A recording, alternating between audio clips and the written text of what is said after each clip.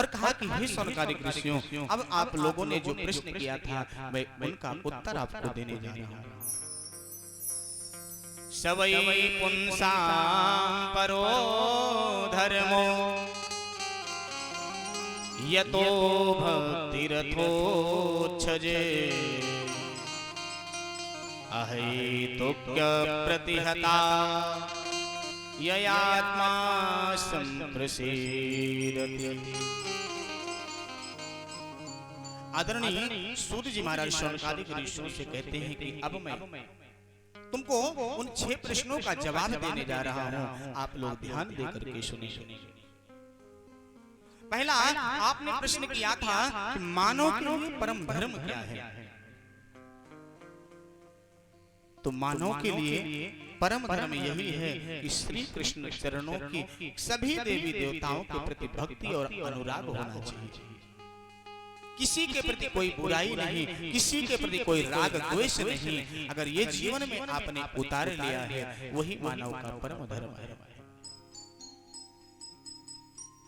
क्योंकि किसी संत ने कहा है कि तुलसी बिरवा बाग की सींचत ही मुरझाए, व्यास भरोसे जो रहे पर्वत पर हर रात। व्यास भरोसे जो रहे पर्वत पर हर रात।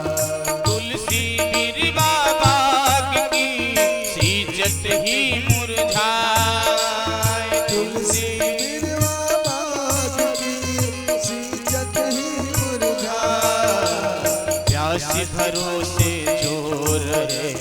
पर्वत पर हर रात।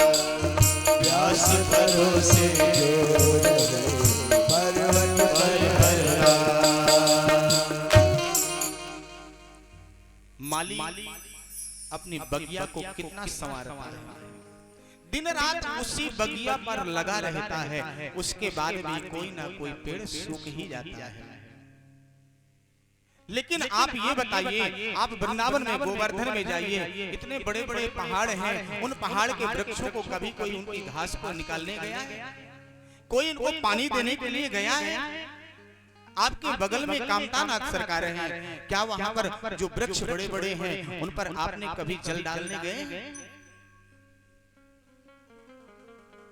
कहने का तात्पर्य, अगर हम किसी को जन्म नहीं दे सकते हैं तो मारने का भी हमको अधिकार नहीं है। अगर हम किसी की अच्छाई नहीं कर सकते हैं तो बुराई करने का भी हमको अधिकार नहीं है। सूत जी महाराज कह रहे हैं, हे शौनकादिक ऋषियों, मानव के लिए परम धर्म यही है अपने जीवन अपने दिनचर्या में लगा रहे, किसी के प्रति कोई ईर्ष्या द्वेष न रखे, जीवन पर्यंत अगर ऐसे विचार रखता है वही उसके लिए मानव परम धर्म है। दूसरा आप लोगों ने प्रश्न किया कि श्रेष्ठ मंदिर में जाकर के किसको माने और किसको ना माने। मेरे भक्तों, कभी भी किसी भी मंदिर देवालय जाएं, पूजा सबकी करना चाहिए, निष्ठा प्रेम श्रद्धा विश्वास एक पर रखना चाहिए। आपको आगे चलकर के इसी भागवत के अंतर्गत कथा आएगी। माता रुक्मिणी जब कात्यायनी का पूजन करने के लिए जाती हैं तो सामने माँ भगवती विराजमान होती है, लेकिन उस माँ भगवती के छवि पर उनको दर्शन बांके बिहारी श्री द्वारिकाधीश के हो रहे थे। और दुर्गा माँ के सामने यही कह रही थी, हे प्रभु मैं आपको सामने देख रही हूँ और आपसे विनती है आप मुझे यहाँ से लेकर के चले।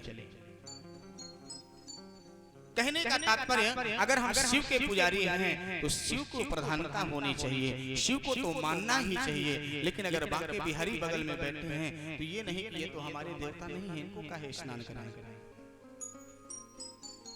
मंदिर में जाए, जो भी देवी देवता हैं उन सबको स्नान, जो भी हमारे पास गंधाक्षर पुष्प है उसको निवेदित करना चाहिए।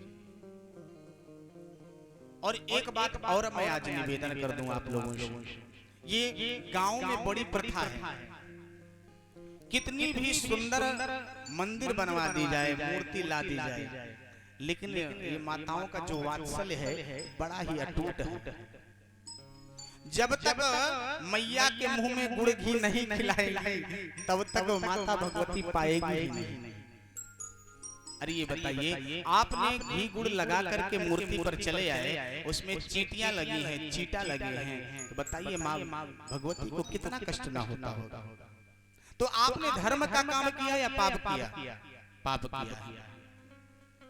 क्योंकि माँ भगवती या कोई भी देवी देवता हो, उनको मुख में लगाने की आवश्यकता नहीं है। भगवान तो भाव को खाते हैं। कभी अगर भगवान भोग को पाते तो भोग कम क्यों नहीं होता है? अगर भोग को ग्रहण करते तो जो भी 250 ग्राम आपने मीठा चढ़ाया तो उसमें कुछ ना कुछ तो कम होना चाहिए, लेकिन वो जैसे आप लाए वैसे ही रखा है। नहीं, वो ये देखते हैं ये भक्त ला किस उद्देश्य से रहा है। प्रायः देखा जाता है लोग इतनी बड़ी बड़ी मन्नतें देवी देवताओं पर मान के आते हैं। मैं तो कहता हूँ भगवान से कभी कुछ नहीं मांगना चाहिए, क्योंकि क्या हमारे पिताजी ये नहीं जानते कि पुत्र को क्या आवश्यकता है, या माँ नहीं जानती है मेरी पुत्री को क्या आवश्यकता है? तो जो हमारा जगत पिता परमात्मा है, जो सबको पालन पोषण करने वाला है, क्या वो नहीं जानता है कि मेरे भक्त को क्या आवश्यकता है?